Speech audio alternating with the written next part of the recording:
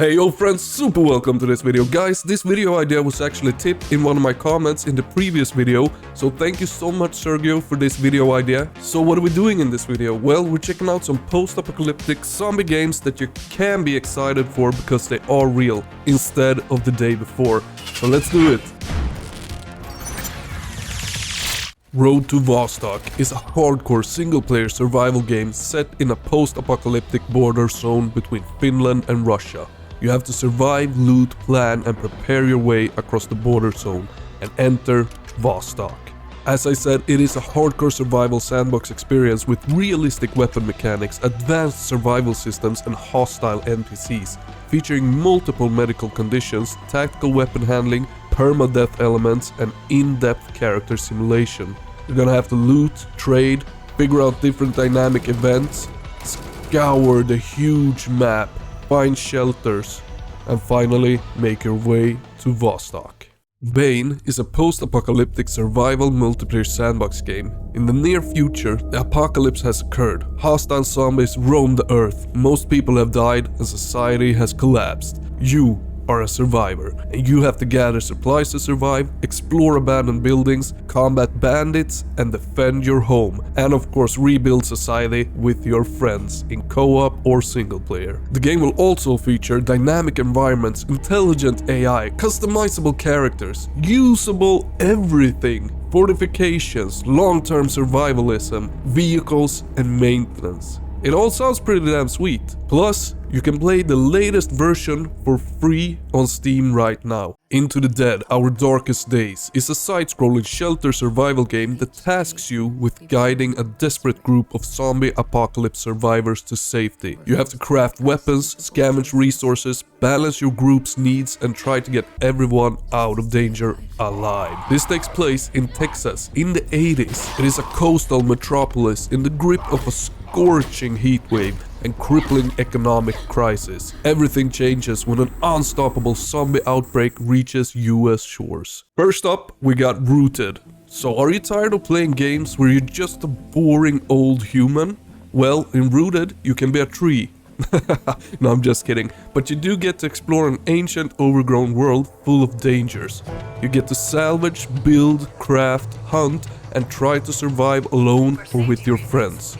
In an evolving and fascinating post-apocalyptic environment. It's like playing The Sims, but instead of building a house, you're building a shelter to survive. The end of the world.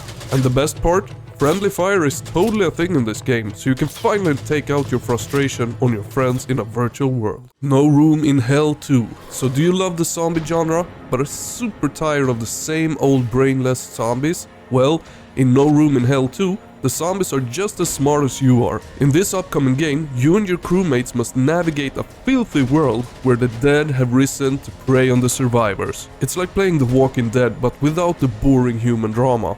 And unlike the first game, this one has a more strategic approach, so you will have to use your brain to survive. Projekt Z. Are you a history buff and a zombie fan? Then Projekt Z is the game for you. This free-to-play first-person shooter is set on a secret German island in a World War II zombie scenario. The game revolves around Projekt Z, a Nazi experiment to turn zombies discovered on the island previously into weapons to swing the war to Nazi Germany's advantage. It's like playing Call of Duty, but with zombies and a more interesting storyline. Dead Matter. Are you tired of playing games where survival is easy? Well, Dead Matter will change that. This game challenges the players to deal with various survival problems like hunger, thirst, injuries, sickness, etc, etc, etc. To deal with these ever-present concerns, you will need to explore various locations and areas to find the proper supplies. It's like Survivor, but with less bugs and more zombies. And unlike Survivor, in Dead Matter, you can fight back with guns, melee weapons, or even your fists. So are you ready to save the world? In Derelict, you and your team are tasked with investigating the source of an ancient and enigmatic mechanism that flooded Earth with radiation. You get to build, craft and explore alone or with friends in this hostile, mysterious wasteland, using the power of electricity and water to survive.